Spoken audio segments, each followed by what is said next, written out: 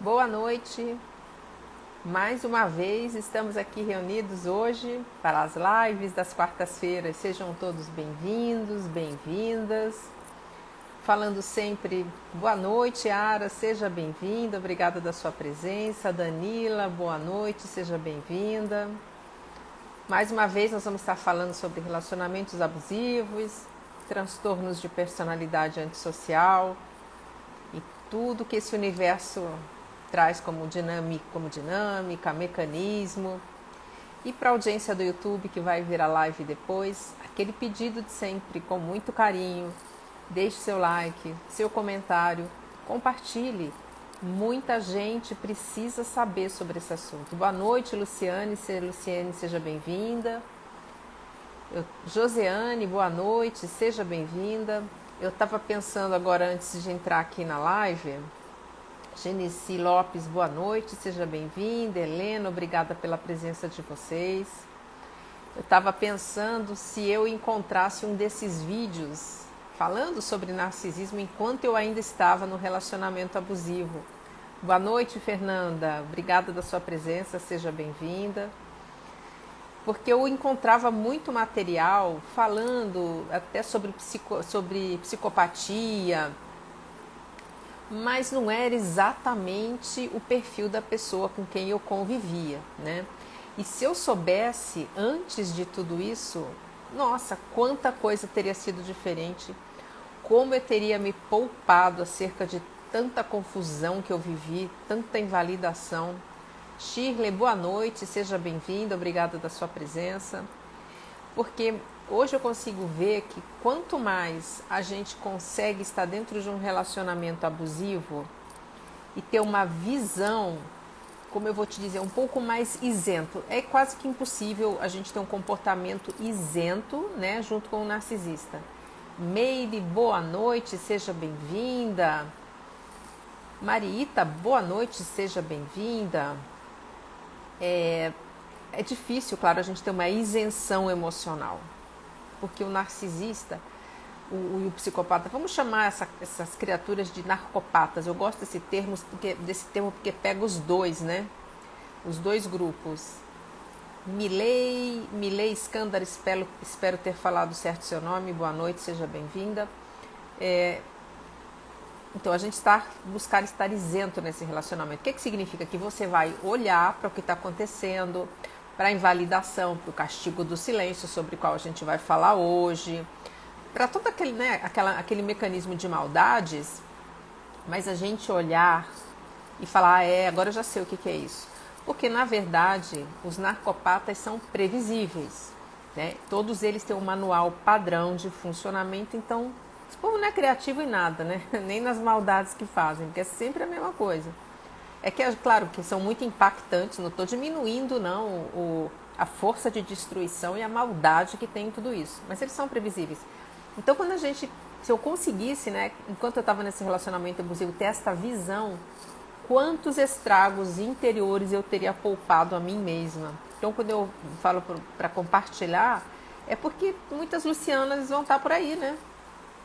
Buscando informação, buscando entender o que aconteceu, e essa pode ser a chave, né? A chave para iniciar o processo de autoconhecimento, o processo de libertação.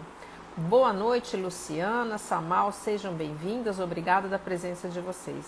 A Luciane falando, programação que vem das trevas, do mais profundo das trevas, Luciane, lá do fundo do inferno.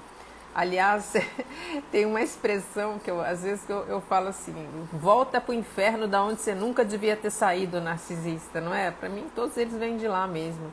Cada vez está mais provado que esse povo ou são demônios ou tem ligação com demônios. Luciana, mas como é que você está falando isso? Quem é sobrevivente, passou no relacionamento com ele, sabe muito bem do que eu estou falando. Quem não é sobrevivente acha, nossa, mas imagina. Não, mas quem já sentiu o mal na própria pele, porque eles são, infelizmente, a presença do mal na própria pele, certo? E o nosso tema de hoje também é muito, ele está assim entre os top 10, vamos dizer, dos pedidos de esclarecimento, pedido para fazer live, que é o famoso castigo do silêncio, muito praticado pelos narcisistas, né? Mas não são só narcisistas que fazem uso do castigo do silêncio. Outros tipos de pessoas tóxicas também. Por exemplo, quem tem uma personalidade passivo-agressiva faz uso do castigo do silêncio como um mecanismo de manipulação também. Boa noite, Márcia, seja bem-vinda, obrigada da sua presença. Então, não são só os narcisistas. Eu estava até lembrando que na minha casa de infância tinha castigo do silêncio, né? Isso já existia. E que eu, muitas vezes, acabava fazendo o castigo do silêncio também dentro da minha própria casa.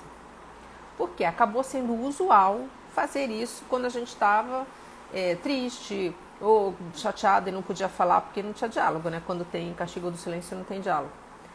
Então, veja que não são só narcisistas, mesmo nós que somos empáticos, codependentes, por essa convivência com pessoas que são tóxicas, a gente pode sim fazer sem pensar, acabar usando o castigo do silêncio, porque nós não fomos ensinados a dizer o que pensamos. Aliás, a gente não podia dizer, né?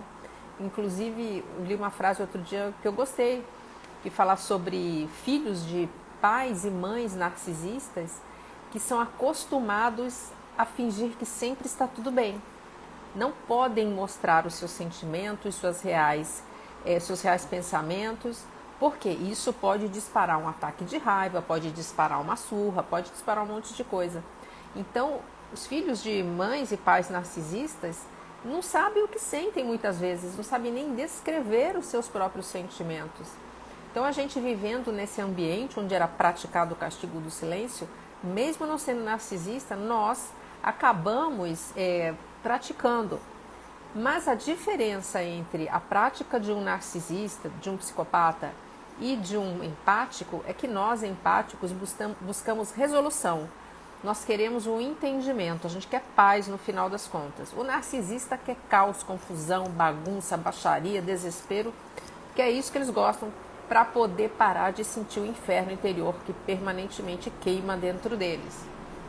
Então, muitas vezes a gente pode ter feito já o castigo do silêncio. Acho que cada uma de nós que está aqui, pode, quando perceber que tem essa tendência em praticar, parar, não fazer, porque não resolve.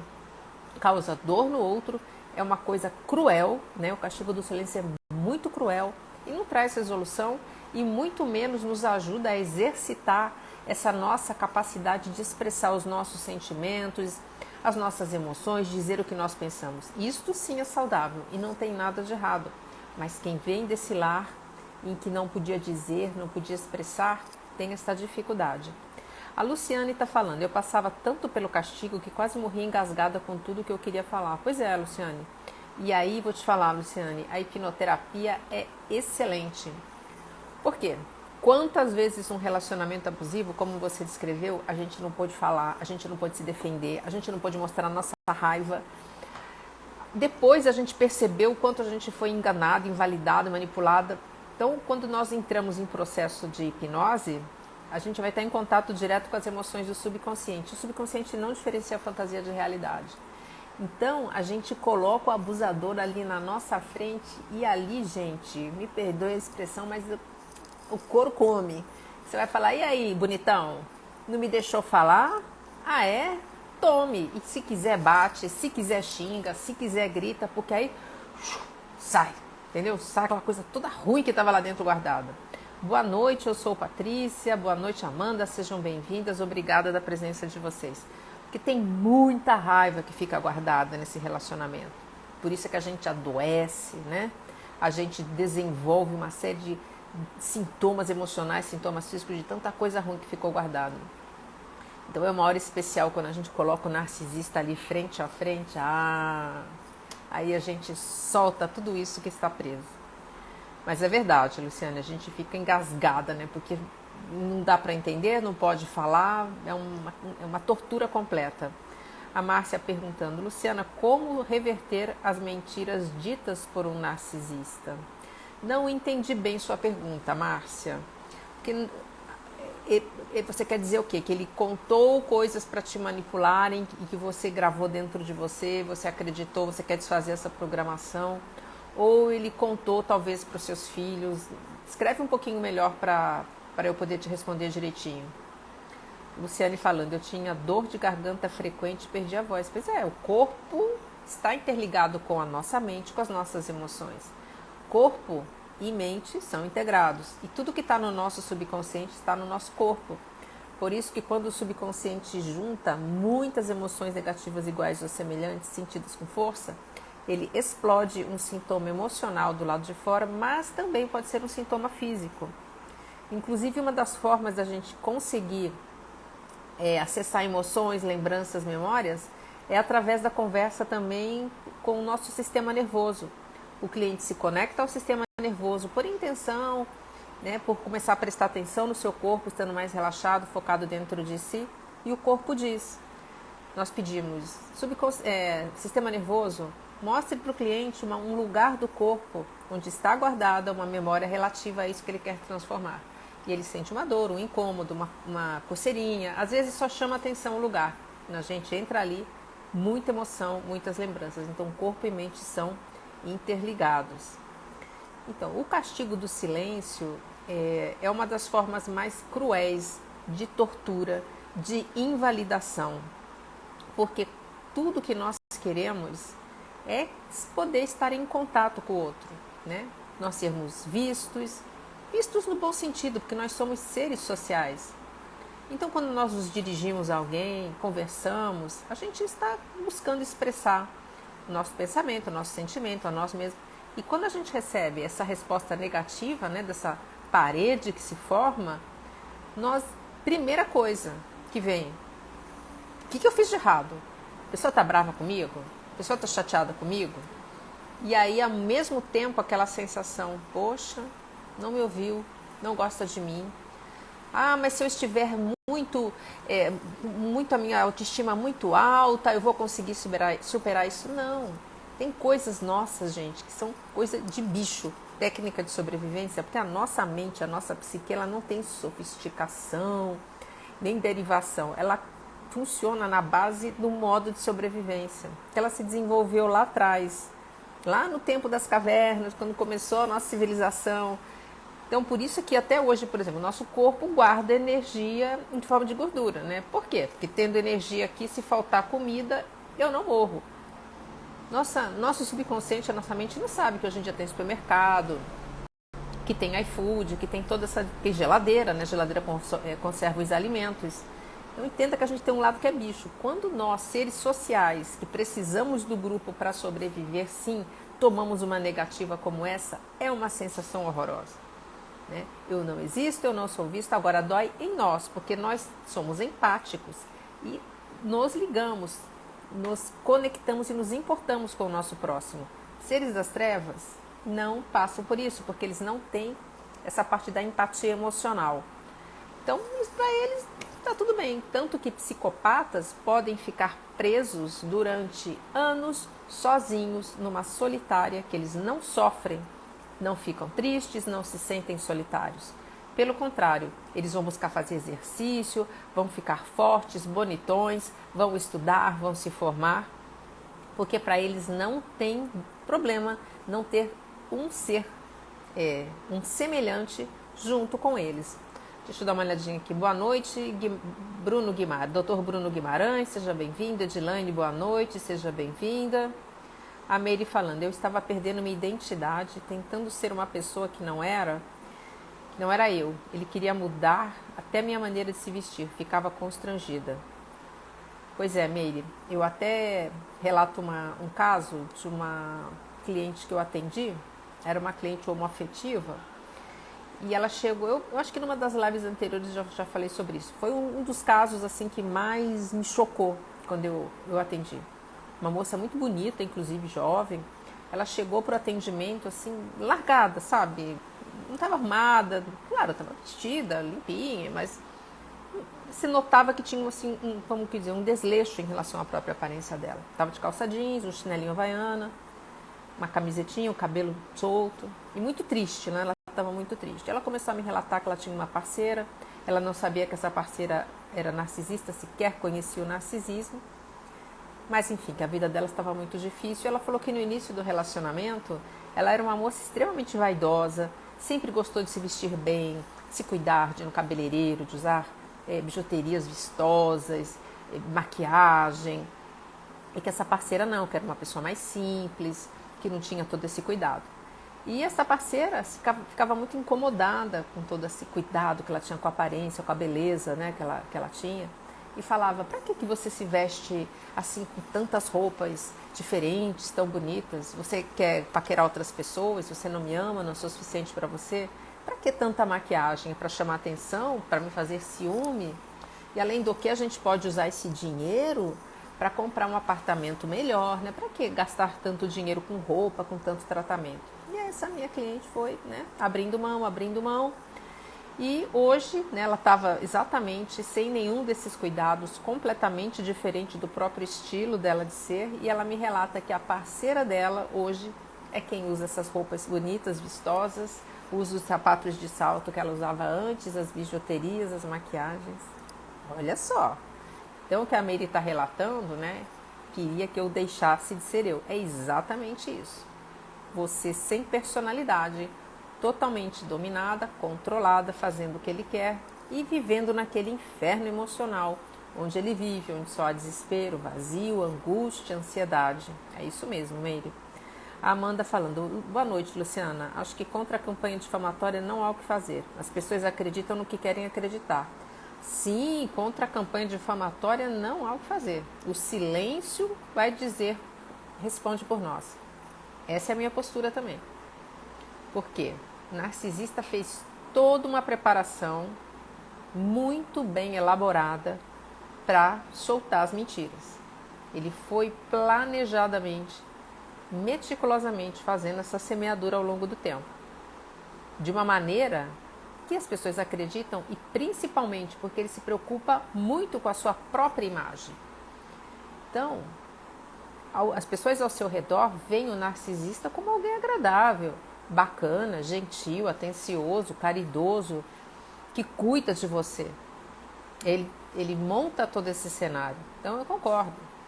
Viva a sua vida, e se essas pessoas estão acreditando na campanha difamatória, provavelmente elas vão ser macacos e macacas voadoras desse narcisista. Vão fazer um leve trás de informações a seu respeito. Portanto, o melhor caminho cortar contato zero, porque isso tem que acontecer. Quando a gente não rompe com todo o grupo ao redor dessa pessoa narcisista, você deixa pontas soltas para ele voltar a te procurar, para ele saber do que está acontecendo com você. Porque vamos lembrar, narcisistas têm as vítimas como suas propriedades particulares, que existem para eternamente estarem fornecendo suprimento para eles. Suprimento emocional, suprimento financeiro, sexo, prazer, dominação. E eles olham e veem em nós toda a manipulação já feita, conhecem os botõezinhos emocionais, sabem que se apertar 3, 2, 1, estão colocando a gente de volta no ciclo abusivo. Claro que não, porque agora nós somos sobreviventes esclarecidos e não vamos cair nessa história. Mas os macacos e as macacas voadoras fazem esse papel, porque eles desconhecem o narcisismo e muitas vezes fazem intencionalmente, porque o narcisista, ele mantém sempre esse fã-clube, esse harém que ele tem, premiado. Faz pequenas coisas para essas pessoas, as elogia, dá algumas coisas que elas querem para elas continuarem servindo. Então é bom portar todo mundo. Bom, vamos continuar aqui. Boa noite, Fátima, seja bem-vinda, minha amiga. Súria, boa noite, seja bem-vinda. Raquel, querida, muito obrigada da sua presença. Sereia 18, Aline, muito obrigada da presença. Pati, seja bem-vinda. E o castigo do silêncio, vamos voltar a ele. O castigo do silêncio, ele pode se dar para quem? Clau, boa noite, seja bem-vinda. O castigo do silêncio, ele pode se dar para quem está num namoro, por exemplo, e também dentro de um casamento, dentro de casa, ou mesmo dentro de uma dinâmica familiar com pai, mãe, irmãos. Quando você tem uma situação como um namorado, que vocês não dividem o mesmo teto, não estão juntos o tempo todo, o dia todo, é normal o sumiço do narcisista. Tá? Hoje ainda nós temos WhatsApp, redes sociais, você manda mensagem, ele não responde, não curte nada que você publica, você pergunta, ele não fala nada, você telefona, ele não atende. Isso também constitui castigo do silêncio. Quando existe uma convivência sob o mesmo teto, aí é o silêncio com a pessoa presente. Então, às vezes, são meses em que não há a troca de uma palavra, nem a troca de um olhar. Imagina o que é isso. Calcula o que é isso, minha gente. Você ficar meses tendo que olhar, encontrar com a pessoa e não poder dizer nada. E o narcisista está muito bem. Porque quando ele estabelece o castigo do silêncio, tenha toda certeza de que ele já está com um monte de outras fontes funcionando do lado de fora e ele está conversando, ele está passeando. Então aquele namorado que some, que não atende o telefone, que não responde mensagens, ele está indo para outras festas, ele está indo passear, viajar com as outras fontes, enquanto você está desesperada, desesperado, sem saber o que está acontecendo. Sendo embaixo do mesmo teto, por exemplo, com um marido ou com uma esposa, tenha certeza que quando ele sai de casa, tem um monte de gente, ele vai jantar, vai almoçar, vai passear, e nunca você vai estar fazendo parte porque ele está meio enjoado de você. E também porque o castigo do silêncio se dá quando o sobrevivente começa a querer abrir as asinhas, começa a querer colocar algum tipo de limite, começa a mostrar que não está satisfeito. Aí esse narcisista, minha gente, fala, não vai querer me obedecer? Então tá bom. Começa a tortura. Por quê? Ele tem que fazer você voltar à obediência absoluta, sem questionar, sem achar ruim, sem dizer que ele é ruim, porque ele se acha, né, gente, o máximo dos máximos, o querubim mais lindo do céu, né? Ana, boa noite, seja bem-vinda. ADV, boa noite, seja bem-vindo. Rodrigo, obrigada da sua presença. Ele se acha todo de tudo, o narcisista. Então, quando ele vê que ele está perdendo o controle, ele usa essa arma. E o castigo do silêncio, ele funciona como um mini descarte. O narcisista já começa a te preparar para o descarte que vai acontecer um pouco mais à frente. Quando você começou a se rebelar, claro, nós somos humanos, a gente tem a lembra que eu falei do modo de sobrevivência? Pois é, a gente tem que se defender. Quando a gente começa a se rebelar, ele começa a perceber que essa fonte já está começando a dar defeito. Porque a fonte existe para aplaudi-lo, adorá-lo, dizer que ele é lindo, absoluto, maravilhoso ou linda, maravilhosa, absoluta. Vamos lembrar que transtorno não tem gênero, pode ser homem ou mulher. Então, eles ficam extremamente revoltados e botam esse castigo. E qual é a primeira... Boa noite, Cláudia, obrigada. Um beijo para você também. Obrigada, Rodrigo, boa noite. E aí, qual é a primeira emoção que surge dentro de nós quando depois de um dia, 2, 3, não tem resposta no WhatsApp, a criatura não aparece, ou a cada dia de manhã, quando você vai tomar o café, não tem uma palavra. A pergunta que a gente faz para nós, a primeira emoção que vem, o que eu fiz de errado? Por que está assim? Porque vamos lembrar que este narcisista sempre se apresentou, né, como alguém que passou por problemas com seus ex-relacionamentos. Aquela minha ex acabou comigo, me traiu, me manipulou, tirou tudo de mim. Tudo mentira, né? Porque foi ele que fez tudo com a ex. Mentira do diabo. Então a gente olha e fala, meu Deus, será que ele vai... Será que eu estou fazendo alguma coisa de errado? Porque a outra fez tão mal para ele, né, gente?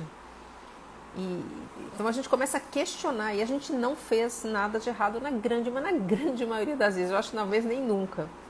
E a gente fica buscando saber. E chega uma hora que, por nós sermos empáticos, a gente não aguenta.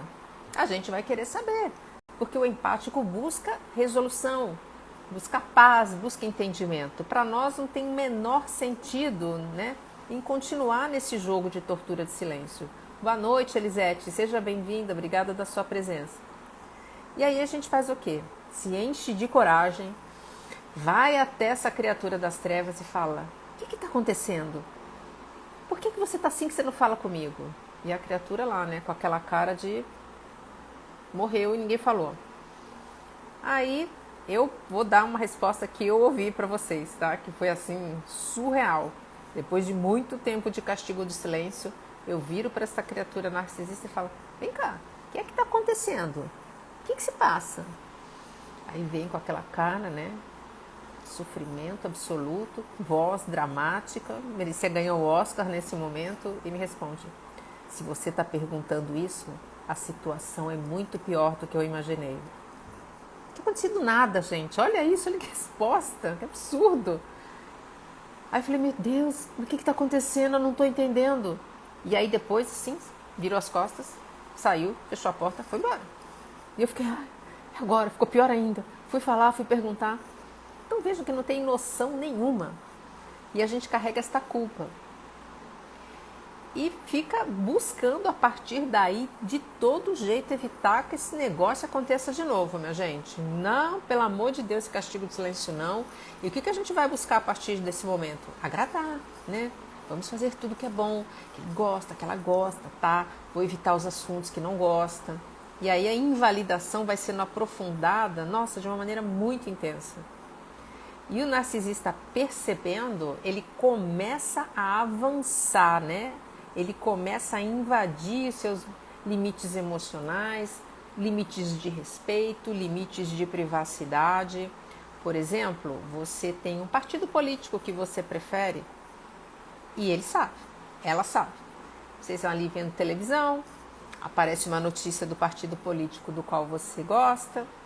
E pode não ser uma notícia assim tão boa, né? Porque política nunca ninguém tem razão. Sempre tem os dois lados que tem problemas. Aí ele começa a falar: nossa, mas realmente quem escolhe esse tipo de partido político é uma pessoa meio ignorante, porque o outro partido é muito melhor.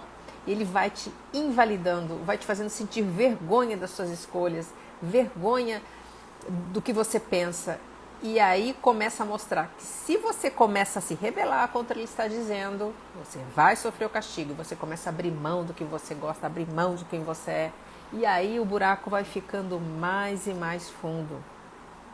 Dentro de um lar em que existe castigo do silêncio, as crianças, como eu relatei antes, não têm mais, a partir de um dado momento, a capacidade de expressar o que gostam, o que querem, o que sentem, de tanto medo que tem que isso aconteça de novo, e carregam uma culpa do tamanho do mundo nas costas.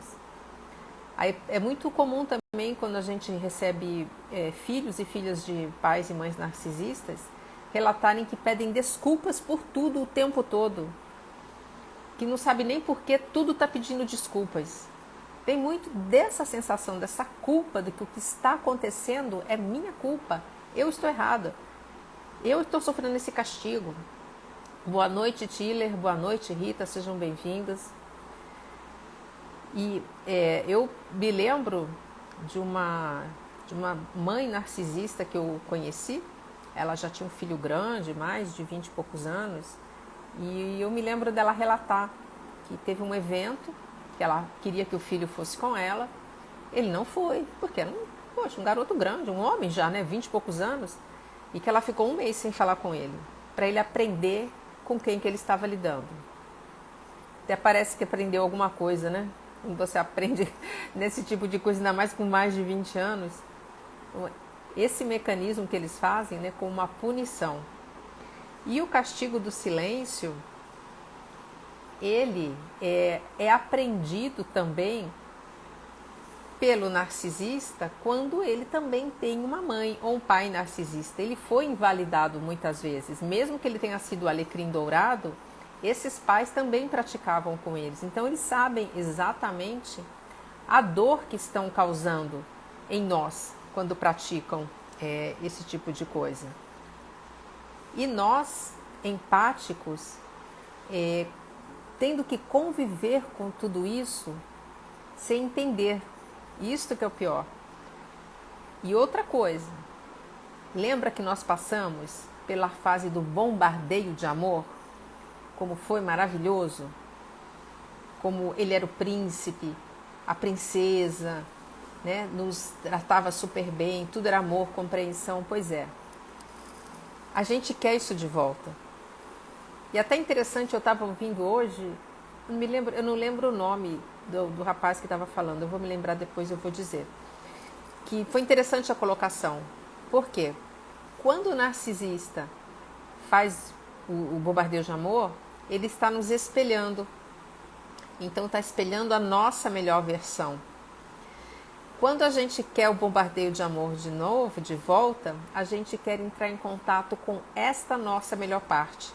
Porque o narcisista, ele quer ser igual a nós nisso, ele não consegue, então ele nos copia. Isso é para a gente conseguir enxergar o quanto nós somos especiais, maravilhosos, maravilhosas, bacanas, que a gente se apaixona dessa maneira porque nós estamos vendo a nós mesmos. Vamos dar uma olhada aqui nas perguntas. Amanda falando.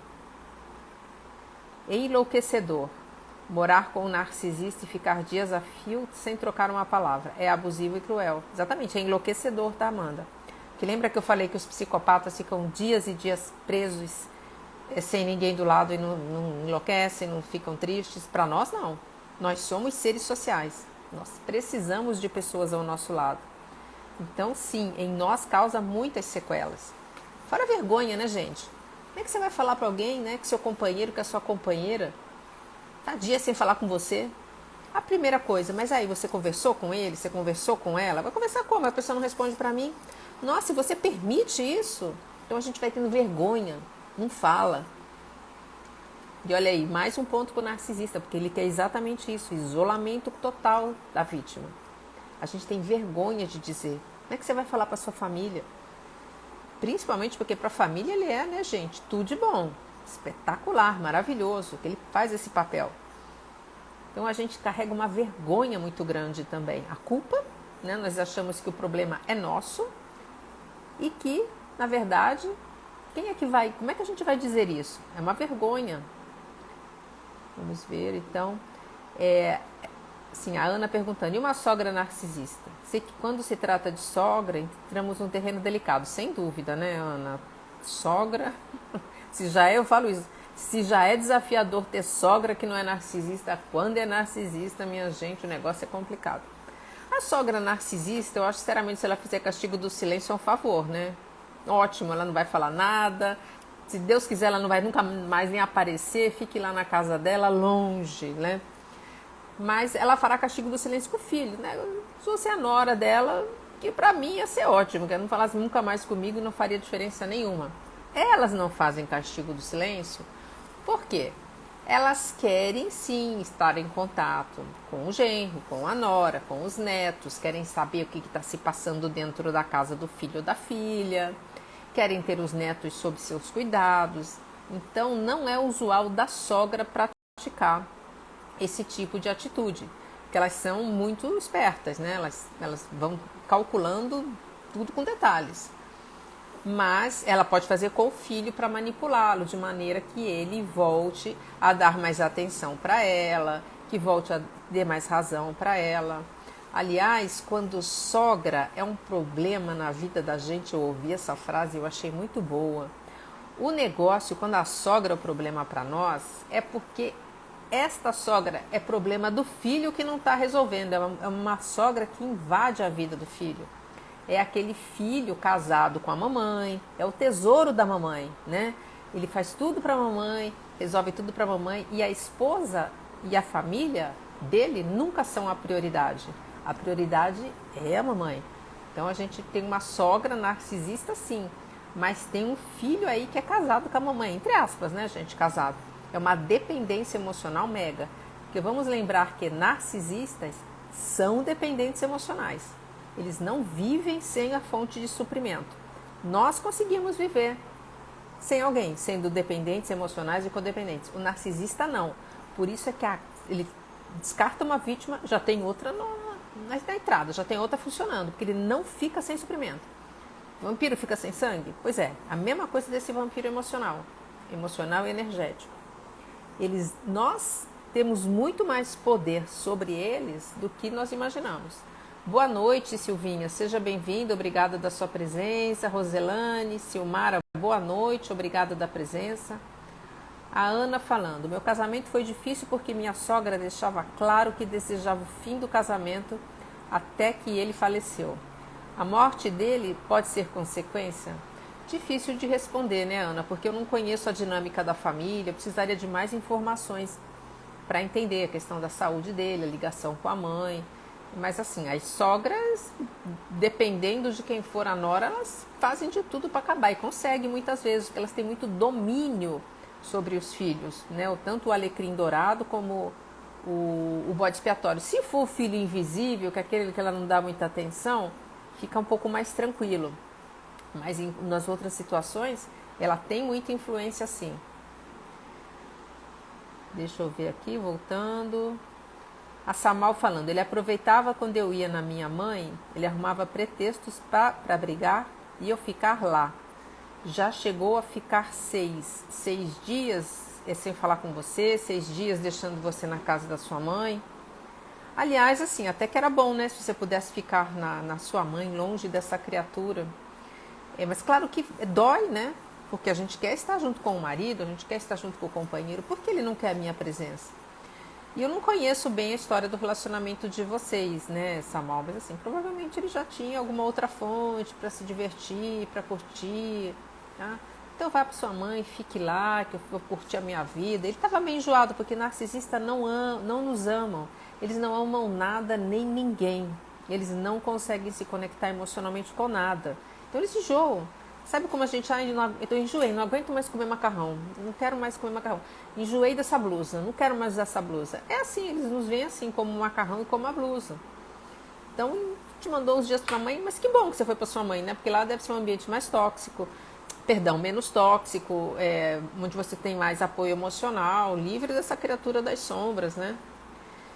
Sim, Samuel falando, dias sem falar comigo, depois dizia que eu sumi e deixava ele sozinho. Pois é, eles invertem a culpa e nos deixam carregando essa culpa, né? Achando que nós é que erramos e a gente acredita. Porque é uma salada de palavras, é uma mistura de emoções e é sempre caos, briga, desarmonia, alteração e aquela figura que se diz sofrida, sempre invalidada pela vida, pelo mundo, por todos, e que você sempre erra, você é sempre a culpada. E o narcisista, ele fala assim, né? As coisas estão bem difíceis por aqui. Realmente, você não ajuda em nada a ficar melhor.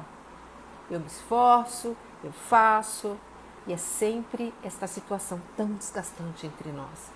E essa repetição de discurso é tão constante que a gente começa a achar que sim. No começo a gente fala, não, mas não estou fazendo nada errado aqui não. Mas depois você fala, não, é verdade, acho que sou eu. Então eles fazem tudo essa enxurrada, esse jogo de palavras para nos desestabilizar. A Ana dizendo, nossa, fiquei emocionada, foi isso mesmo, ele permitia essa invasão dela.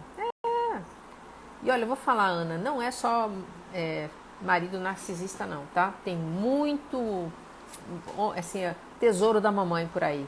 Homens que são casados com a mãe.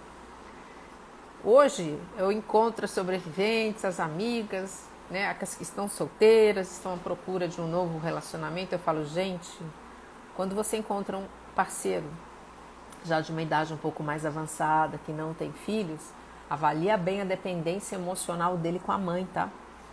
Porque é aquele tipo que vai deixar você sozinha na sua casa, na casa que vocês têm em comum, para dizer, ai, eu vou dormir lá na casa da minha mãe, eu vou lá tomar a sopinha da minha mãe.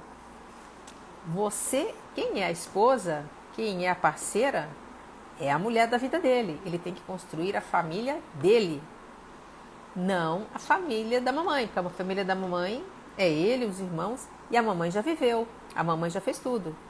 Então tem essa inversão, são os tesouros da mamãe, tem muito por aí, não só narcisista. Aline, como seria esse poder sobre eles? Esse poder sobre eles, tá, porque assim, Aline, vamos dar um exemplo do castigo do silêncio. Ele vai e te dá um castigo do silêncio, né? E o narcisista já sabe os passos que nós empáticos vamos dar. Ele já sabe das nossas reações. Vai chegar um momento em que a gente não aguenta. Fala, pô, vamos resolver esse negócio, minha gente. Vamos ver se tem algum problema, vamos resolver. Não importa o que for. E aí você faz a pergunta clássica: o que é que está acontecendo? Nisso você faz um movimento de aproximação. Você vai atrás, você procura, você mostra o seu desespero. Aí ele está feliz e ele te responde, né, como essa resposta que eu falei aqui, uma coisa vaga. Quando responde, te deixa mais culpado ainda, mais culpada ainda. Agora, ele te dá o castigo do silêncio. Ele some, tá? Vamos supor, um namorado narcisista some. Você manda a mensagem, a criatura lê, não responde. Visualiza, não responde. Sequer olha, nada. Você liga, não atende. Então você fala, beleza. Também não vou fazer nada. Você está invertendo o jogo. Por quê? Ali, quando você procura, quando você pergunta, quando você mostra que está sofrendo, você alimenta com o suprimento negativo. Ele sabe que você vai reagir assim porque ele já te adestrou, já te manipulou, sabe dos seus botões emocionais. Então, como eles são previsíveis, fazem o castigo previsível, já te manipularam, estão esperando chegar, né, o iFood do suprimento negativo para eles poderem se alimentar. Só que você não faz isso. Não bata de frente, tem que ser sutil, tem que ser na arte ali, né, na elegância. Não procura. Quer saber? Há dias sem falar com você? Muito bom. Não tem como a emoção ruim não aparecer, tá, gente? A gente vai se sentir mal, a gente vai se sentir triste, a gente vai se sentir assim, com a nossa autoestima abalada. Porque nós somos empáticos, isso é nosso, não tem como negar. Mas a gente faz um esforço, né? Aquele esforço já não é por acaso que nos chamam de sobreviventes, porque a gente é forte. Se sente de força aí, cara de paisagem com a criatura. Café da manhã, ele não abre a boca, em vez daquela sua carinha triste, abatida, não. Cara de paisagem. Nada de chegar poderosa, não, emoção nenhuma. Você não está entregando alimento. E isto é poder sobre os narcisistas. Porque eles precisam disso, eles precisam de pessoas. Não vivem sem. Eles aguardam a nossa reação emocional. Por isso é que a tal da pedra cinza é tão recomendada e poderosa. Pedra cinza é a técnica da gente não entregar emoção, atenção recheada de emoção para o narcisista, porque é tudo isso que ele precisa. Pode ser recheada de emoção negativa ou de adoração, tanto faz. Tanto faz não, tem uma diferença, vou explicar. Mas a gente não entrega. Quando a gente não entrega, ele vai ter que buscar alimento em outro lugar. Imagina um vampiro, desses Conde Drácula. Chega lá, vai morder sua jugular para pegar o seu sangue. Não consegue. O que ele faz? Vai atrás de outra vítima, porque ele é vampiro, ele precisa de comida. É exatamente a mesma coisa. Narcisistas não vivem sem gente entregando suprimento para eles. Eles não são poderosos como a gente acha. Eles são maus. Eles têm uma grande vantagem, entre aspas, que como eles não têm emoção na formação de pensamento, reação, eles são só raciocínio lógico, são só a parte, racional, tudo se processa mais rápido dentro deles, então eles têm já tudo antecipadamente previsto. Nós, como temos emoção, pensamento, um monte de coisa rodando ao mesmo tempo dentro de nós, a gente vai ter um tempo diferente para conseguir chegar naquelas resoluções. Mas eles são extremamente dependentes de pessoas. Narcisistas não vivem sem ninguém para entregar suprimento para eles. Então esse poder sim nós temos. A gente tem que, assim, não vale a pena ter poder nenhum para exercer sobre eles, tá, Aline? Que vale a pena dessas pessoas. A única coisa que a gente pode desejar de um narcisista, eu sempre digo isso, é distância. Porque não tem nada de bom com essa gente. Mas se você está convivendo com um e não tem como sair no momento, você pode ter isso em vista, tá? Que eles precisam disso. Quando a gente não entrega, a gente leva eles ao desespero. A Luciane falando, fui avisada no início. Ele disse, desde os 16 anos nunca fiquei solteiro. Sim, Luciane, tem um mecanismo aí do narcisista que vale a pena até fazer numa live. E eles avisam. Quando você reclama de alguma coisa, mais pra frente, eles viram e falam assim, eu avisei pra você. E eles começam falando, eu nunca fui feliz no amor. Eu sou uma pessoa difícil, sabe? Eu tenho muitos problemas interiores, traumas da minha infância, falta de amor, dificuldade que eu vivi na infância, não consigo superar. Olha, falsidade, né, gente? Hollywood não sabe quantos ganhadores de Oscars estão soltos por aí. Aliás, sabe, né? Porque tem muitos lá que são narcisistas, assim. E eles vão contando essas coisas tristes para nós. Eles vão avisando pra gente. E a gente não quer ver. Hoje em dia eu nem sei se a gente não quer ver. Eu acho que nós temos um olhar empático para o mundo que faz com que a gente acredite que todo mundo tem amor, todo mundo deseja mudar, todo mundo pode mudar. Isto não é verdade. Existem pessoas que não amam, não conseguem e nunca conseguirão. E aliás, nem querem. E não querem mudar. E nem conseguem. Então, quando a gente vê essas bandeiras vermelhas, difícil acreditar, né, que a gente está lidando com alguém assim. Só se a gente já conhece narcisismo, psicopatia, transtorno de personalidade. Senão, não. A gente... E eles vão avisando, e nós, na grande maioria das vezes, né, que nos relacionamos com narcisistas, somos o quê? Codependentes. O codependente, quando ele encontra alguém que precisa de cuidados, ajuda, pronto, é aqui mesmo. Claro que isso não é nem consciente. Dentro de nós, pá, é acionado o mecanismo. Aí a gente já começa, meu Deus, ele tem trauma de infância, né? O que será que é bom? Será que se eu levar o nome no centro espírita para a caixinha de vibrações vai ajudar? Será que a gente pode me mandar um reiki à distância, fazer uma corrente de orações? Nós, codependentes, vamos fazer isso. Porque é a gente aprendeu isso lá na infância. Que a gente tinha que ser muito bom, sempre ajudar, sempre salvar, sempre se comportar. Então os narcisistas nos avisam sim. Tá? Eles vão dizer, eu avisei pra você. Falei que eu não, né, que eu nunca fiquei solteiro desde 16 anos. Você não quiser. Eu avisei. Não vale nada essa gente, né, Luciane? Doceira Cris Tortas, boa noite, seja bem-vindo. Tetri, seja bem-vinda. Cláudia Vilar, boa noite. Tem como saber no começo do relacionamento se estamos nos relacionando com um narcisista? Tem sim, Gláucia. A primeira fase do relacionamento com um narcisista é a do bombardeio de amor. Então, como eu falei antes, eles vão te espelhar, eles vão te estudar por um tempo, ver como você funciona e começar a se apresentar para você exatamente do que você mais sonha. Vai ser você mesma, na sua melhor versão. Você vai se apaixonar por si. Então eles vão ser carinhosos, vão mostrar que tem muita afinidade com você, que gostam das mesmas coisas, que são metade da alma. Vão tratar bem sua família, os seus amigos. Vão dizer que você é linda, inteligente. Que eles nunca imaginaram que seriam assim presenteados por Deus com um amor a essa altura da vida como esse. Que sempre, cara, uma mulher como você que ele quis, ele teve outras tantas, mas é uma coisa de alma entre você. Menina, é tudo de bom. Então, meu Deus, que loucura, agora eu achei, né? E aí, nossa, nunca imaginei que houvesse algo assim. Só que tudo isto é bom demais. Começa a desconfiar de quem é tão perfeito, absoluto. E tudo é muito rápido, tá, Gláucia? Porque como é mentira, porque eles não são nada disso. Isso é uma grande mentira, eles estão só te espelhando. Como é mentira, não dura muito tempo.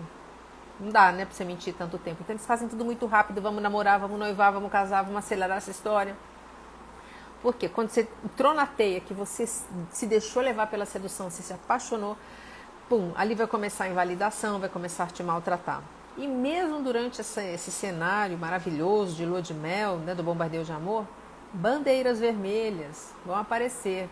A gente viu a Luciane falando assim, ele falava pra mim, desde os 16 anos nunca fui solteiro. Vão vindo sinais.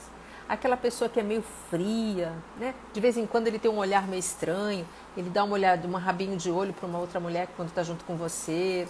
Ele conta algumas coisas que não são, assim, que a história não bate, parece ter mentira. Mas aí você fala, pera lá, gente, o negócio tá tão ruim aí, só tem cara ruim no mundo, eu encontro um desse bom, ainda vou ficar arrumando defeitinho? Pera lá, né? Deixa pra lá, todo mundo tem problema. Pô, imagina, quanta amiga minha aí que tá buscando um cara legal, não encontra, e a gente vai relevando. tá? A gente vê essas bandeiras vermelhas, mas vai relevando. Então a gente tem que ouvir a nossa intuição, né? Prestar atenção sim nesses sinais de problemas, de cafajestagem, de mentiras compulsivas, tá? E presta muita atenção assim também como é a dinâmica dele com amigos. Ele tem amigos, tem família, como é que se relaciona com tudo isso? Você vai encontrar pontas soltas, principalmente relacionamento com amigos. Como é que são esses amigos? Como se comportam? Como ele te apresenta para esses amigos? Então, alguns desses sinais você já consegue identificar, tá, Glaucia? Boa noite, Elisete, Humanidade Paralela, Sara Viana, Elizabeth, sejam todos bem-vindos. No meu caso, ele viajava muito sozinho com os amigos e eu ficava em casa, pois na época nem trabalhar fora eu trabalhava, a Silvinha está falando, porque eu tinha que estar disponível para ele quando quisesse. Então, quando ele fazia essas viagens sozinhos, Silvinha, era castigo do silêncio. Você ficava sozinho em casa, imaginando o que estava acontecendo, com saudade, vou fazer tudo de melhor para quando ele voltar, você não trabalhava fora, né? E às vezes até queria sair, não sabia se devia, porque será que ele vai achar? Então, e você ia perdendo o quê? A sua confiança, né, nisso tudo. Porque ao passo, se você estivesse, por exemplo, trabalhando, ganhando seu dinheiro, tendo seus amigos, tendo sua vida social ativa, se arrumando para ir para o trabalho, tendo planos, essas ausências dele começariam a te incomodar muito mais e você teria autonomia para cair fora, né? Falar, quer saber, eu estou ganhando dinheiro, tenho os meus amigos, tá tudo bem na minha vida, eu vou cair fora. Não pode. Quando você está sozinha, triste, sem ele, se achando culpada ainda porque ele está indo sozinho, você vai estar fazendo exatamente o que ele quer. Samal falando, sim, fui em casa e ele tinha levado um rapaz em casa. Ah, Samal, aí é um caso, merece um parêntese, que é a vida promíscua do narcisista. Por quê? Como os narcisistas não se relacionam emocionalmente com nada nem ninguém, para eles independe o gênero na prática sexual. Se é um homem, se é uma mulher, o importante para o narcisista é ter suprimento. Ter prazer, que é um dos suprimentos que eles buscam, adoração, e naquele momento do sexo, daquela pessoa falando, nossa, como você é incrível, que maravilhoso. Então é muito, muito comum a bissexualidade nos relacionamentos com narcisistas e psicopatas, e também práticas de parafilias. Parafilias são aquelas práticas não aceitas pela sociedade, bizarras, pouco usuais. Não vale nem a pena citar aqui, e que eles fazem sim. Então, quem se relaciona com um narcisista, você não tem ideia de quem está deitado com você de noite. Pode ser homens, mulheres, tá? Não só os homens. É porque tem um percentual mais alto de homens com transtorno narcisista e também com transtorno de psicopatia. A maior incidência de transtorno de personalidade entre as mulheres é o traço borderline, que aliás eu vou começar a falar um pouco mais também na página, porque é bem correlacionado. Muitos borders se relacionam com narcisistas e psicopatas, né? Eu recebo muita gente que também tem o borderline. Eu vou falar um pouquinho mais do transtorno. Tiller falando, eu acho, doutora, que o codependente tem um transtorno também. Sim, a dependência emocional e a codependência é um transtorno de personalidade, Tiller. Tá? Muita gente fala, me curei da dependência emocional. Na minha visão, na minha interpretação, não há cura porque é transtorno, não é doença.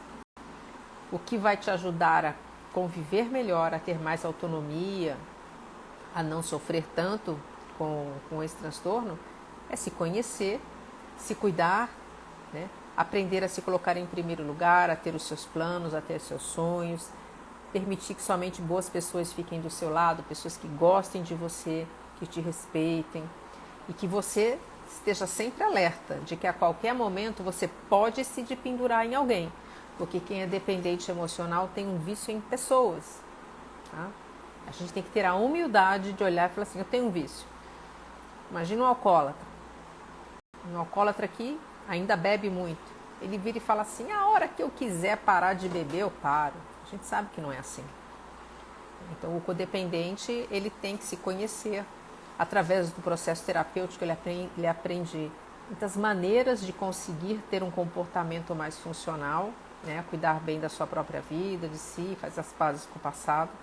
Mas é um transtorno mesmo, tá? Só que não é do mesmo grupo dos narcisistas, psicopatas e borders, que esses três e mais um que é a personalidade histriônica fazem parte do pacote do cluster, né, que é chamado pelo DSM-5, dos transtornos antissociais. O transtorno de dependência emocional é um outro grupo, tá? Boa noite, Simônia. Silvinha falando, eu pisava em ovos o tempo todo. Ele bebe e sempre que abria a primeira cerveja ficava mais tensa ainda. E aí era adrenalina jorrando lá dentro do seu corpo, Silvinha. O tempo todo, deixando o vício, né, que a gente tem nos nossos próprios hormônios dentro de um relacionamento abusivo toda, lá pra cima. Ao mesmo tempo que era um horror estar ali só de pensar em sair da taquicardia, sudorese, insônia, ansiedade, porque o vício está ali e é exatamente um vício como o vício em cocaína e em álcool, não estou exagerando. Tanto que o Alcoólatras Anônimos, o AA, ele foi fundado na década de 40 do século passado, se eu não me engano, eles começaram a atender dois grupos. Um grupo eram os alcoólatras e o outro grupo eram as pessoas que cuidavam dos alcoólatras, que eles começaram a identificar que também eram claramente viciadas em cuidar de pessoas com vícios, com problemas, com sofrimentos, com questões muito difíceis. Então, por isso é que hoje a gente tem o CODA, Codependentes Anônimos, MADA, Mulheres que Amam Demais. E quando a gente tem a humildade de saber quem a gente vai sair ganhando. Eu uso sempre uma frase daquele livro Arte da Guerra, muito boa. Quando você se conhece e conhece o inimigo, você ganha a batalha. Então, quando a gente tem a humildade de olhar para falar assim, eu tenho um vício sim. Eu sei que eu tenho, mas eu também sei que eu tenho condições de lidar com ele, de ele não me vencer, de eu vencê-lo, de eu me ajudar, de eu me dar ferramentas, eu fazer o melhor para que eu possa ter uma vida boa e não que esse vício vença sobre mim. Elizabeth falando, boa noite, Luciana. Hoje entreguei todos os pertences do narcisista e ainda fiz um recibo para ele assinar. Ele assinou com raiva, porque ele disse que não era bandido, não precisava, já estava me difamando. Parabéns pela sua coragem, Elizabeth. Não sei com mais detalhes do seu relacionamento, mas se você fez isso a contragosto dele, esteja alerta sobre uma possível reação, tá? Porque eles detestam serem descartados. Quando a gente diz que não quer um narcisista, a gente está fazendo ele ter a maior dor possível e ele faz toda essa movimentação, essa confusão para não ver essa dor, tá? Mas parabéns, fez muito bem, se libertou, só esteja segura em relação, né, à sua vida, de que você não vai sofrer nenhuma represália, como você o conhece, já se prepare para se preservar. Parabéns pela sua coragem. Gente, então, voltando a falar, né, do castigo do silêncio, quando a gente dá essa invertida no castigo do silêncio, a gente está fazendo o narcisista beber do próprio veneno. Não está entregando para ele aquilo que ele quer. Nossa intenção aqui não é fazer ninguém aprender como conviver com narcisistas e fazê-los sofrer. Não vale a pena, em momento, em hipótese alguma, conviver com essas pessoas. Mas se você ainda está dentro do cativeiro, você pode começar a ter este tipo de comportamento para se preservar e para fazer com que esse narcisista vá colocando um pouco de freio nesse tipo de coisa. Apesar de que, assim, botar um pouco de freio aqui, ele vai soltar o pé do outro lado, porque é gente das trevas, tá? Mas você vai mostrar exatamente para ele. E se você está num namoro, né? Você ainda não mora junto, não é casado, não é da sua família de origem, você percebe esse tipo de coisa? Se você estiver pronta, cai fora. E se não estiver pronta, se prepare. Que futuro você vai ter com alguém que some da sua vida sem avisar onde está? Que não te responde? Não vale a pena. Você que ainda não está num relacionamento estável junto, cai fora. Elizabeth falando, opa, apertei aqui o que eu não devia. E acho que eu perdi seu comentário aqui que ficou lá para cima, Elizabeth. Deixa eu ver se eu encontro. Sim, ele já está me difamando, dizendo que eu sou a má, que saiu de casa porque eu é que não mudei. Ah, mas isso aí ele vai fazer mesmo, tá? De dizer que você é errada. Porque quando nós decidimos nos separar da pessoa narcisista, que a iniciativa é nossa, e até mesmo quando a iniciativa é deles, quando nós somos descartados, eles vão fazer confusão, vão falar mal, vão invalidar. Por quê? Eles não podem ser vistos como maus por ninguém. Porque quando dizem que ele é mau, ele olha lá para dentro de si, para a porcaria que ele é, para a baixíssima autoestima que carrega. E vê que, na verdade, não é esta coisa tão maravilhosa que gostaria de ser. Então, eles precisam espalhar toda essa rede de maldades para simplesmente se sentirem melhor. Então, mesmo que eles façam o descarte, e tudo que eles desejam e gostam, gente, é de ver a vítima sobrevivente sofrendo, triste, porque isso é alimento para eles. E existem os dois tipos de alimento, o suprimento positivo e o suprimento negativo. O suprimento positivo é quando você fala, nossa, que pessoa incrível, que mulher linda, maravilhosa, absoluta, poderosa, que homem maravilhoso, inteligente, lindo, tudo de bom. Mas isso é um alimento, tá? Mas vamos dizer que isto seja assim a entradinha da refeição. Quando ele estiver chorando, triste, angustiada, sem autoestima, desesperada, isto é a refeição completa, é o prato principal, a sobremesa, o vinho, a água, o cafezinho e o biscoito no final. Porque aí sim você está entrando no mundo de emoções onde ele vive.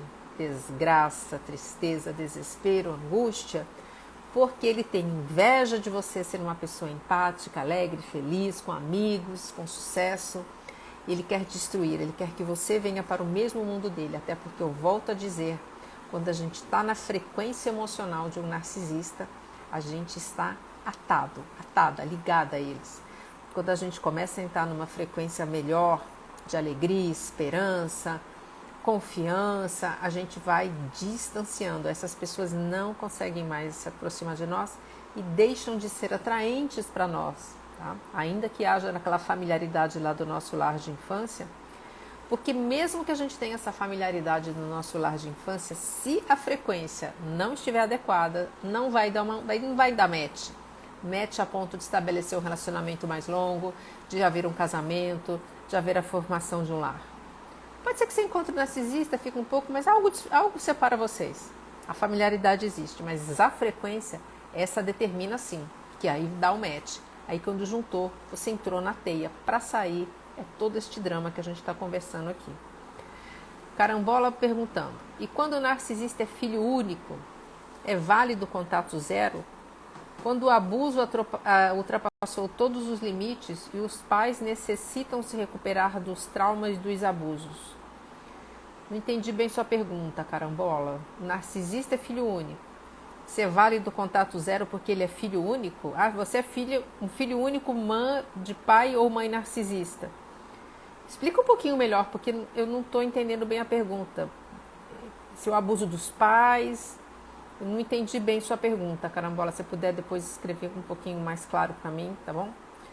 A Súria falando, o narcisista nasce já assim ou se torna em determinado momento da vida? Ainda não há uma resposta definitiva sobre isso, Súria. O psicopata, que é próximo ao transtorno narcisista e que muitas vezes os dois se entrelaçam, ele já nasce psicopata, ele já é mau de criança. Tá?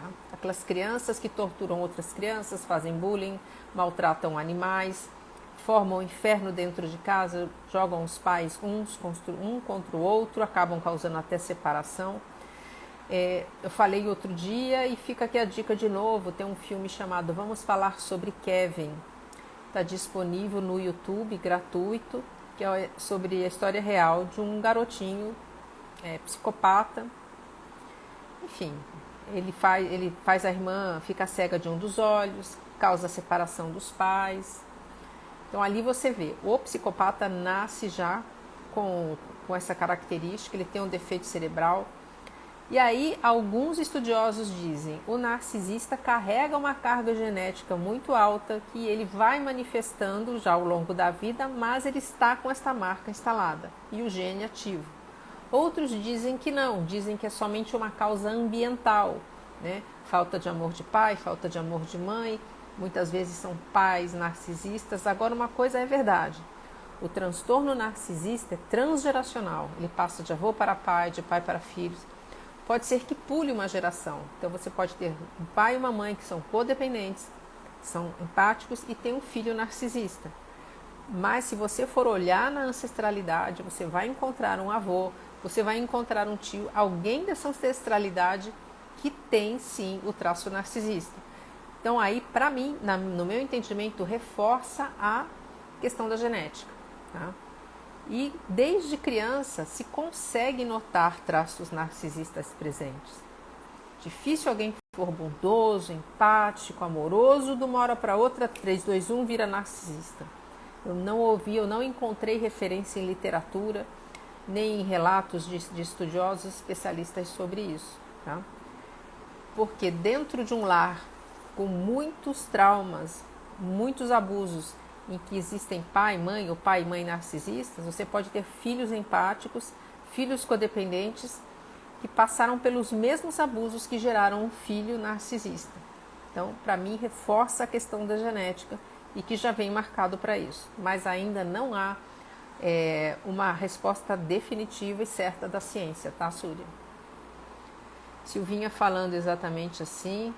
Elizabeth, para ganhar Oscar é uma menina, é um fingimento, né? É uma cara de pau. Eu fico lembrando, sabe, das coisas que eu vi. É interessante, né? Porque quando a gente está envolvido emocionalmente, aquilo dói, né? Nossa, mas quando você sai, né? Graças a Deus dessa emoção, você fala, meu Deus, mas que palhaçada, né? Que coisa ridícula. E é de uma cara de pau, né? Que assim, como é que não tem vergonha, né? É passar vergonha no débito e no crédito, né, gente? Eles passam numa boa, acho que... O que tem dentro de si? Nossa, cada história é isso aí, Silvinha, para ganhar Oscar. Gláucia falando, boa noite. Tem como... Gláucia, eu já respondi para você acima, Gláucia. Depois, se você puder ver a live novamente, eu respondi a sua pergunta, tá? A Paty falando, é sempre assim, são as vítimas. A gente nunca fez o suficiente... Não lutamos e em algum momento começamos a incomodar o coitadinho. Sim, Paty, a culpa é sempre nossa. Eu faço de tudo para que este lar tenha harmonia, para que este lar tenha prosperidade. E você fica aí feito uma morta. Não toma decisão nenhuma, apática, não abre a boca, não se coloca. Como é que eu vou abrir a boca? Como é que eu vou me colocar se você não me deixa, sabe? Não dá, eu estou sobrecarregado, eu não aguento mais. Esse é o jogo de salada dos narcisistas, né? Absurdo. Volto a falar, é uma palhaçada, é uma cara de pau, né, gente? Ariana, boa noite. Cacá, sejam bem-vindas. Emília, boa noite. Eu falava isso, minha versão masculina, até a comida no buffet era igual. Gente, pois é, assustador, né? Sabe por quê? Porque eles não têm personalidade própria. Eles abafaram, eles quebraram essa personalidade quando eram crianças. Então eles vão fazendo uma coxa de retalhos dos empáticos. Olha como o empático é poderoso. O quanto que ele precisa de nós, essa criatura narcisista, para aprender a maneira de parecer que é um ser humano igual a nós no mundo. Porque eles não são, tá? Eles não são iguais. Minha visão, minha percepção. Porque eles não têm um pedaço fundamental da constituição do ser humano, que é a empatia com o seu próximo. Nós somos seres sociais. Nós nascemos para viver em grupo, em companhia. Essas pessoas não têm isso. Eles são uma aberração. E para mim é isso, uma aberração emocional. Então eles precisam de nós. Só que, olha que loucura, eles dão uma invertida no jogo que parece que eles são superiores, poderosos, que nós precisamos deles. Não. Eles são altamente dependentes emocionais também. Oi, Sara, obrigada pelo apoio ao meu trabalho. Silvinho, eu ficava sempre esperando ele me procurar em 15 dias fechados em casa, sem amizades. É isso aí. Você não sai, você fala, poxa, eu não vou sair porque ele vai ficar bravo se eu for, vou ficar curtindo, vai achar que eu não sou uma boa esposa, que eu não cuido do lar, porque eu não gosto dele, né? E aí se ele ligar eu não estiver, se ele mandar uma mensagem eu não responder na hora, porque, né, o nosso vício está a mil lá dentro, a nossa dependência emocional está aprofundada ao máximo, a gente já não tem personalidade, já não honra as nossas crenças, não acredita mais em si próprio, vive se esforçando para agradar essa criatura que nunca se agrada de nada, né? E principalmente, gente, completamente intoxicados e intoxicadas pela negatividade desta criatura do mal. Porque eles vibram o tempo todo isso, negatividade, desespero, vazio, queixa, angústia, ansiedade. Eles não têm emoção positiva, não conseguem ter. Então a gente está o tempo todo se envolvendo e numa ligação energética, né? Vai e volta. Só que o que vai de nós é bom. O que nem sempre é bom, mas também não é que nem o deles, porque a gente pode mandar um medo, pode mandar uma angústia gerada por eles mesmos em nós. E recebemos deles só coisa ruim.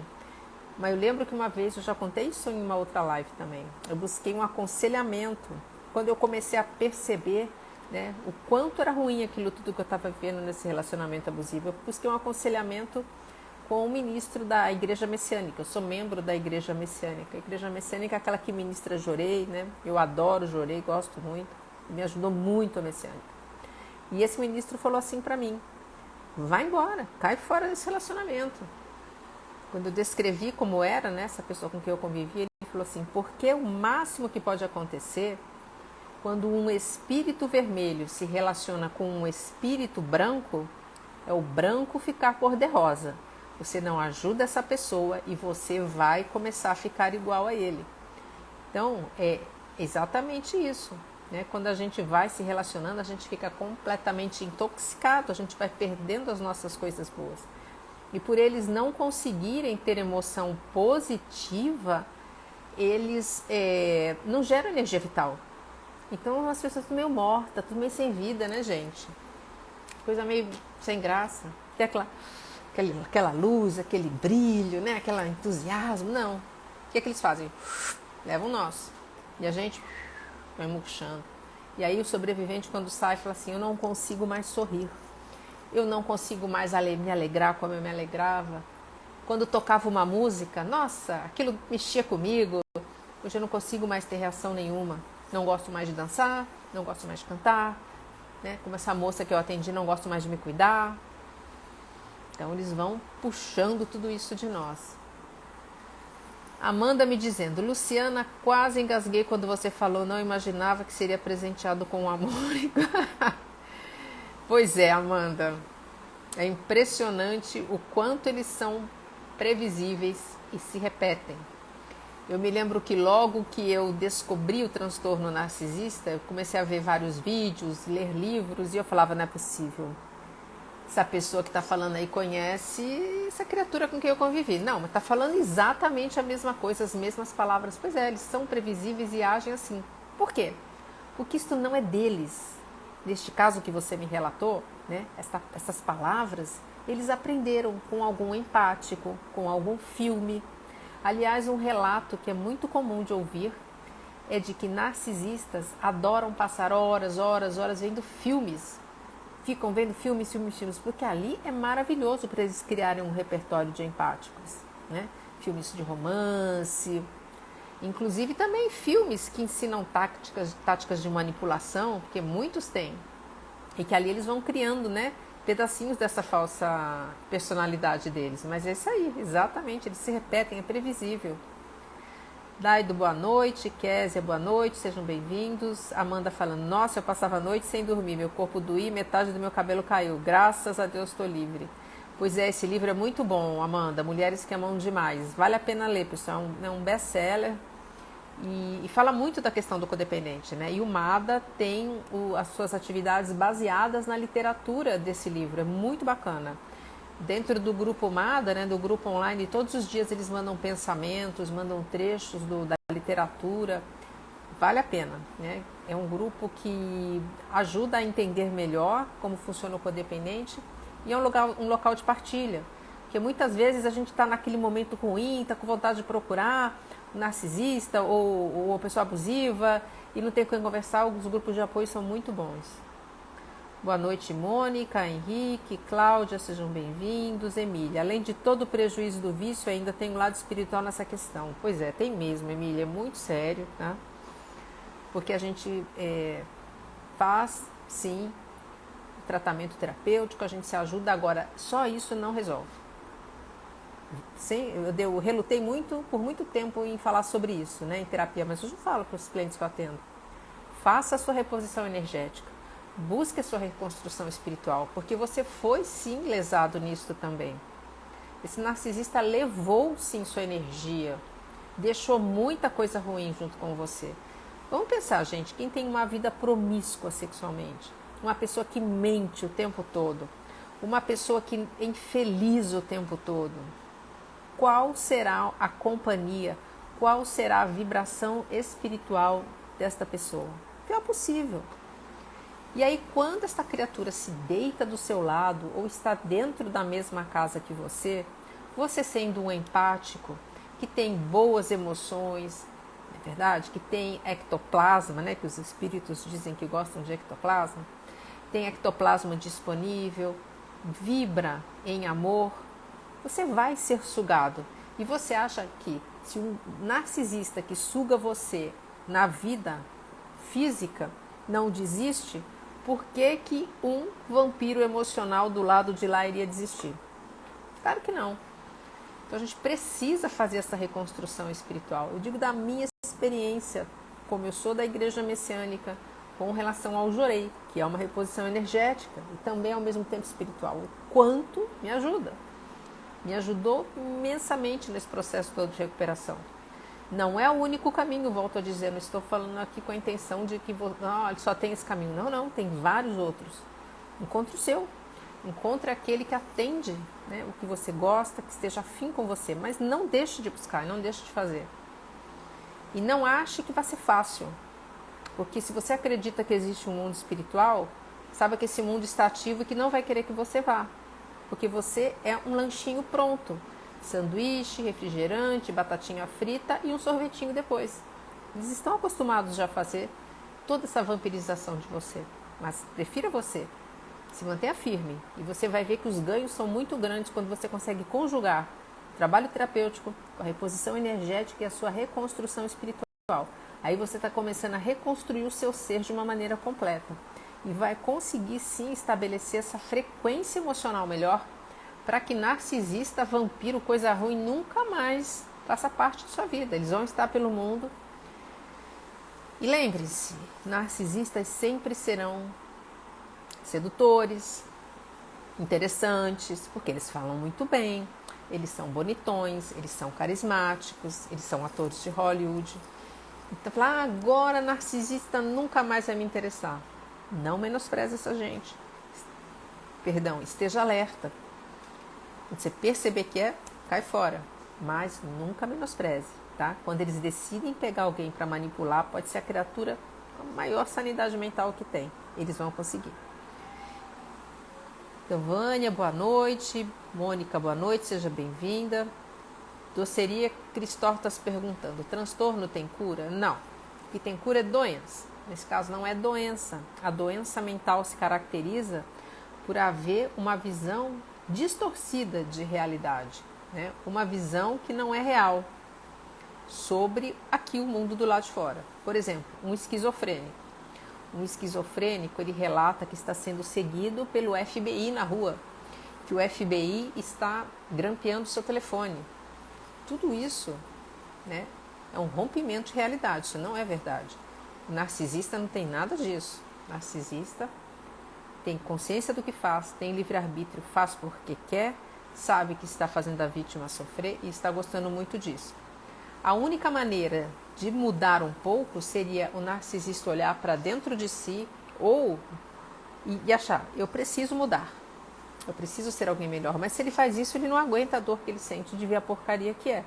Então ele nunca busca ajuda. Agora, por exemplo, dependência emocional é um transtorno, não tem cura, mas você pode sim, por ser um empático, por ver quem você é, por ter a sua humildade, buscar terapia, buscar todo um autoconhecimento e ter uma vida muito melhor, muito mais livre, tá? Esse transtorno não tem cura, é um jeito de ser. É um conjunto de atividades que a gente exerce ao longo da vida. MG, boa noite. Vânia, Cristina, são os demônios? Sim, são demônios para mim, Vânia. E os sobreviventes falam isso, tá? Por isso é que eu comecei a ficar à vontade de trazer o tema com esses nomes, falando do mundo espiritual, porque vocês falam que são demônios. Cara, era um demônio ali do meu lado, não era um ser humano. E relatos assim, eles, de noite eu não aguentava ficar do lado dessa pessoa na cama, me dava um medo, me dava um desespero, não sabia o que era, uma coisa ruim. Nossa, parece que tinha uma coisa ali. Porque é algo sobrenatural, não é natural, porque tem coisas que são naturais e outras que são sobrenaturais. Tá?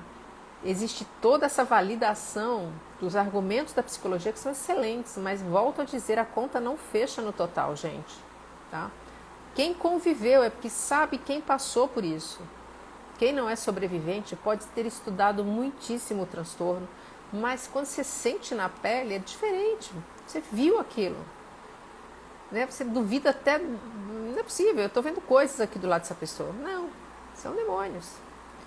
Cláudia falando, Lu, eu estava assistindo você falar deles, eles têm raiva de você, ele assistindo você falar deles. Olha, não sei se eles têm raiva de mim. Eu sei que tem uns que me seguem. De vez em quando aparecem uns comentários meio sem pé nem cabeça no YouTube, eu vou lá e bloqueio, porque quem manda no canal sou eu e o canal é para empáticos, amém? Não é para narcisista e nem para ninguém aparecer. Né? O canal é para ter respeito, para participar, eu respondo, interajo. Mas eles seguem, não só a mim. Tem várias pessoas muito boas falando. E o que é interessante para eles quando nos escutam falando sobre isso? Eles vão começando a tentar criar, sabe, vírus?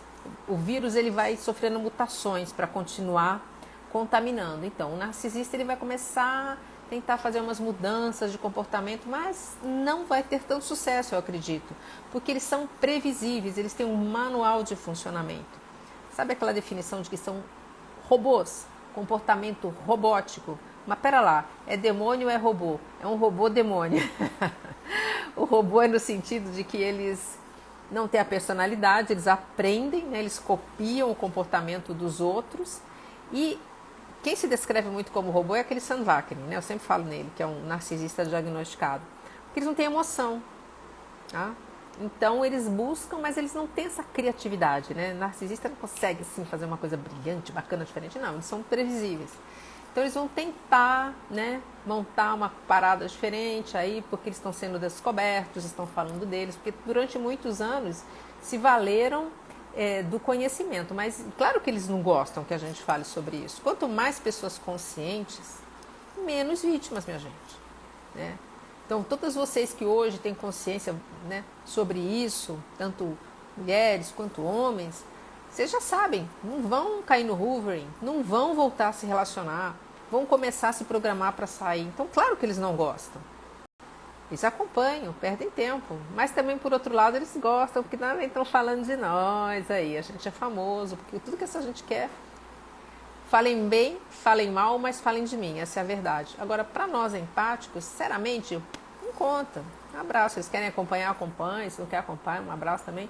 O importante é que empáticos saibam, aprendam a lidar, se desvencilhem de tudo isso, porque não traz nada de bom um relacionamento como esse, gente. Boa noite, Marcos, Rose, sejam bem-vindos, Elizabeth. Mudar a frequência é tudo, exatamente, Vânia, isso é decisivo, é fundamental. Mudar a frequência garante que a gente consiga finalmente desatar. Daqui a pouco nós vamos ter que encerrar para não ficar muito longa a live. Então, como hoje o nosso tema foi o castigo do silêncio, fica aqui, né, o alerta para que, se você está no início de relacionamento, se você ainda não é casado, não é casada, você percebe esse tipo de comportamento, cai fora, sai, desliga, porque isso não vai ter nunca nada de bom. Quem faz algo assim com você está buscando te torturar. O narcisista, com o castigo do silêncio, quer que a gente sinta culpa por coisas que nós não fizemos. Ele está praticando um mini descarte, porque ele começou a perceber que você já não entrega tanto alimento quanto ele quer, que você já está começando a se rebelar E ele não quer que ninguém se rebele. Ele quer adoração, obediência o tempo todo, cegamente. Então, e também o castigo do silêncio, uma outra coisa que eu não tinha dito, ele vem porque o narcisista tem muita raiva do trabalho que você deu para ele durante o bombardeio de amor. Ele teve que fingir, ele teve que mentir, ele teve que fingir que aguentava aquela família, que ele acha, a sua família, que ele acha que é uma porcaria, ele teve que falar que era bacana, sabe? Ele teve que te dar presente. Quem é você para fazer um narcisista ter trabalho? Sua fonte de suprimento porcaria emocional fraca. Eles têm raiva, então é uma maneira de entregar para você uma folhinha do carnê para pagar porque você deu trabalho. E eles querem ver a vítima dominada, humilhada, sem amor próprio, sem energia vital, fraca, sem condições de sair do cativeiro, sem forças para conseguir ter passos para caminhar. Vânia, Luciano, olhei para os olhos do meu ex-marido e os olhos dele quase não tinham a parte branca, fiquei com muito medo. Não tem nenhum indicativo de que assim ter pouca partezinha branca visível esteja ligado com o transtorno. Eu desconheço, tá, Vânia? Agora, o que é importante para você notar no olhar? Desenho e sensação, né? Aquele olhão esbugalhado, né? Sem emoção, vazio, aquela sensação de vazio, né? Robótico, ou aquele olho bem delineado, né? Aquele olho meio raivoso, mas muito bem feitinho, um olho que passa uma malignidade, uma maldade, né? Se você teve essa sensação que te deu medo, leve bastante isso em conta. Assim, a carambola falando, o filho tem sintomas de narcisista oculto. Ele tem mais de 30 anos, com um tio com traços bem semelhantes. Nós passamos empatas, tá? Porque assim, sintomas de narcisismo podem ser traços de narcisismo. Traços de narcisismo todos nós temos. Cuidar de nós mesmos, cuidar da nossa saúde, gostar de si. Agora, se não há empatia, se há manipulação, se é uma pessoa que não consegue amar, né, que tem todas essas características, aí a gente consegue tentar identificar o transtorno. Mas se são só traços, aí não tem que despertar tanto sintomas, eu não sei como você está dizendo. Os pais são empáticos, então, mas podem haver pais empáticos com filhos narcisistas e filhos psicopatas. Nesse filme, vamos falar sobre Kevin, quem assistir vai ver que eram pais que não eram narcisistas nem psicopatas e que essa criancinha psicopata faz os dois, um se chocar com o outro e faz o casal se separar. Lu, eu acho incrível quando fala da espiritualidade em relação ao transtorno. Pois é, muito presente, gente. Todo mundo que está aqui que é sobrevivente sabe, já passou por isso, tem essa sensação, sabe? Isso não é do nada. Então não tem como negar. Eu parei de negar isso, eu vivi muito tempo, né? Eu tive um sonho uma vez com essa pessoa narcisista com quem eu convivi, e aí ele tinha os olhos negros no sonho e fazia assim, ó, sugando a minha energia. Opa, o que é isso? Assim, eu me lembro da sensação, eu falava, isso aqui não é o ambiente, né, gente? Quem convive com narcisista sabe que o ambiente é pesado, cara. Negócio ruim, sabe? Você tá bem, você entra ali, o negócio começa, você vai, se trata, recebe um jorei, no meu caso, que eu gosto, beleza, chega bem, cheio de energia, 10 minutos depois você tá no chão. Não tem como negar isso. O que mais me deixa impressionada é como eles são mentirosos. Eles acreditam nas suas mentiras. Mais ou menos. Tete, não sei se eles acreditam ou não. Eles sabem que é mentira. Eles sabem que é mentira. Eles não acham que é verdade, não. Eles fazem conscientes. Não se incomodam, porque se incomodam. Para eles, porque para nós mentira é desconfortável. Para eles não. Para eles não é nada. O diabo não é o pai da mentira? Pois é, essa é a resposta. Emília, são reptilianos? Não tem como eu bater martelo e falar sim, 100% são reptilianos. Mas o que acontece? Nós temos o nosso cérebro reptiliano, que é tem a teoria do cérebro trino, em que uma das partes seria o cérebro reptiliano, o outro seria a parte do sistema límbico e depois o córtex pré-frontal. O sistema reptiliano é aquele que rege o nosso modo de sobrevivência, né? Territorialidade, domínio, sobrevivência. E os narcisistas e psicopatas, eles tenha predomínio dessa, como é que eu vou dizer, das funções do cérebro reptiliano. Eles não têm conexão com o sistema límbico, não têm emoção. E aí a gente começa a ver, quer dizer então que se há um cérebro reptiliano, nós viemos dos répteis, certo? Começamos lá. E aí, falei até numa última live do Flávio Vale, eu preciso até subir para o meu canal do YouTube essa live também, que a Bíblia traz sinais disso, né? A Bíblia é muito simbólica, ela fala, né, sobre haver os filhos da serpente e os filhos de Adão, e que a raça da serpente estaria entre nós. Os filhos da serpente seriam os filhos do demônio, não os filhos do Criador seriam os filhos de Adão. Então, não tem como saber, por exemplo, se são seres híbridos, né? Eu acredito que sejam seres híbridos, que essa genética carregada da maldade seja um gene reptiliano. Ou se são 100% reptilianos. Pode ser que hajam, sim, aqueles que são realmente reptilianos. Ou então, por exemplo, a aproximação espiritual de entidades espirituais reptilianas, que pela frequência se combinariam com quem? Com pessoas narcisistas e psicopatas, que tem esse modo de agir muito semelhante ao dos reptilianos. Tem a doutora Júlia Barani, sempre fala sobre isso, é uma excelente psicanalista, uma estudiosa, uma mulher excelente, foi uma das primeiras a falar sobre narcisismo e psicopatia. Ela diz com todas as letras, eles são répteis, não são iguais a nós, tá? Não há como dizer sim, são, né? Tudo isso assim, precisa de muito mais estudo, mas para mim há indícios de que sim. Elizabeth, mas ainda dói. Lu, ele queria fazer uma reunião com meus pais para avisá-los que se ele me batesse, eu perdesse a cabeça comigo, a culpa... Olha o que é isso, gente. Gravou no celular, isso, Elizabeth. Ele queria fazer uma reunião, os pais da Elizabeth, para avisar que se ele batesse nela ou perdesse a cabeça, a culpa era dela. Olha isso, gente. Elizabeth, mas você, não sei se você está junto com ele ou não, mas vá se organizando, tá? Vai ter sua liberdade, que isso aí não é legal, não. Só... E peça ajuda para a justiça, para a lei, tá? Vá à delegacia, peça proteção, tá? Não fique exposta assim, não. Tete, desacreditam nas suas mentiras. Beleza, Tete. Acredito no que você esteja dizendo para mim. Eliana, boa noite, seja bem-vinda. Elizabeth é muito triste, tô magoada, ferida. Imagino, não é fácil, não. Carambola. João Paulo, querido, boa noite, seja bem-vindo. Fabi Feitosa, eu perdi completamente o meu romantismo, mas com o tempo volta, tá bom, Fabi? Você se separou de um relacionamento abusivo, dê tempo ao tempo, tenha paciência com você, amor, vá fazendo todo esse trabalho terapêutico, autoconhecimento, reposição energética, do trabalho espiritual, você vai voltar a sentir sim, vai voltar a gostar, a se apaixonar.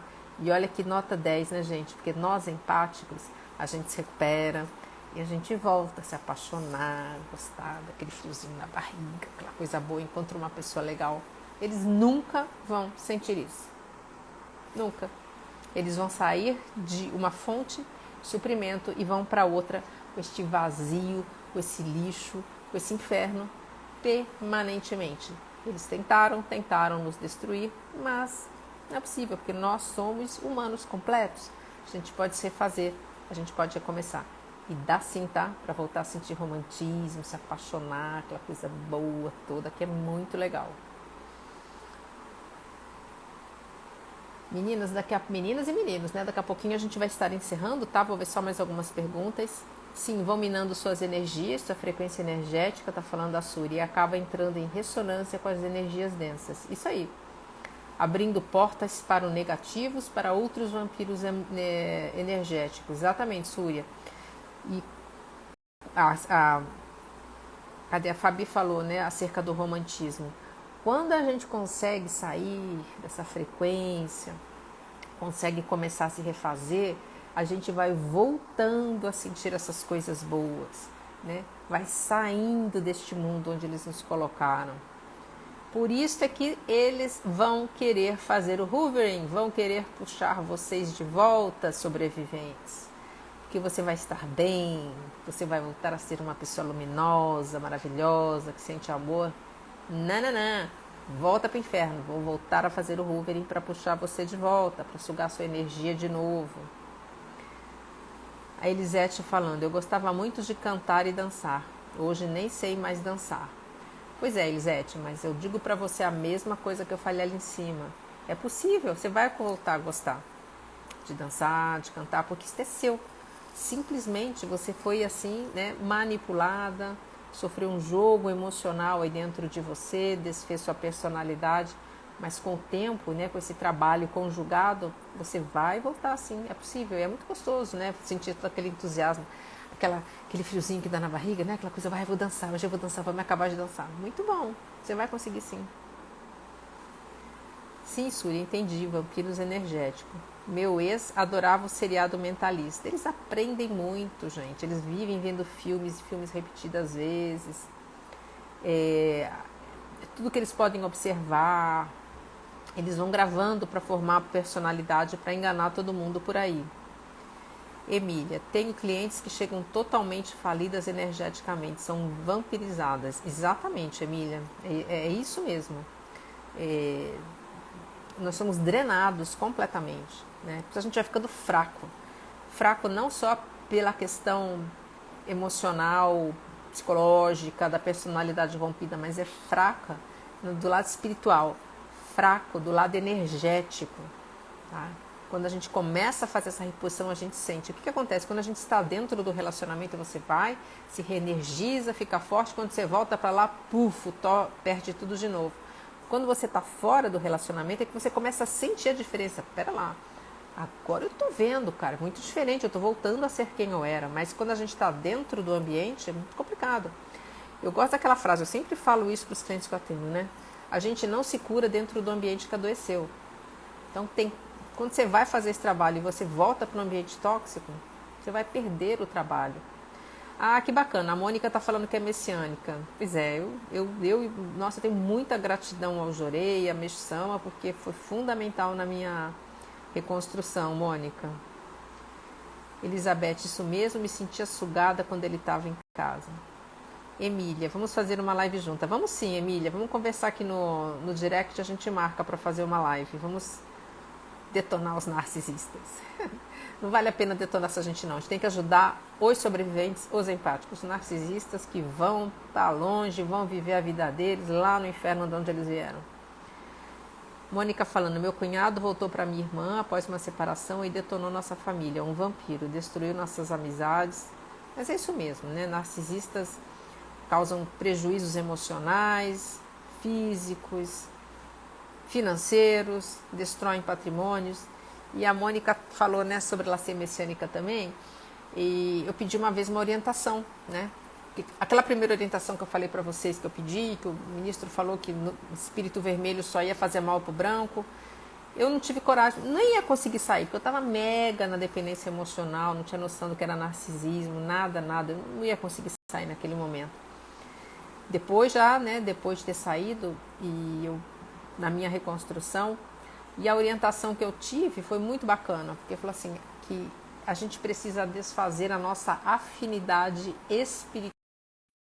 Opa, deu uma pausada aqui. A gente precisa desfazer a nossa afinidade espiritual. Por quê? Existe, além dos olhos, essa realidade invisível espiritual. Tá? Eu achei muito interessante. E quando a gente vai fazer esse trabalho da reconstrução espiritual, melhorar a nossa frequência, elevar as nossas energias, a gente está exatamente desfazendo essa afinidade espiritual. Gente, nós vamos já para 1h40 de live.